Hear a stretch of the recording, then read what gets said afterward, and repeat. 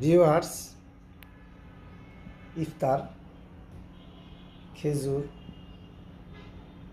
Chop, পেঁয়াজু, pudding, পেয়ারা, মাছের তরকারি, ভাত, এখানে শরবত, ট্যাং, মুড়ি, এটার মধ্যে চিনি, ইলিশ মাছ ভাজা, বড়ই শুকায় পাক দেওয়া হয়েছে, আর এখানে আছে পেঁয়াজ, মরিচ, টমেটো, খিরাই সব কিছু কাটা আছে, শসা কাটা আছে সব কিছু।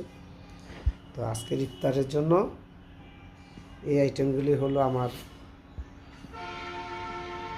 ব্যবস্থা। তো আপনাদের সাথে শেয়ার করলাম কি ইফতার করলাম না করলাম।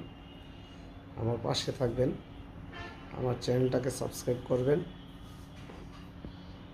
আল্লাহ।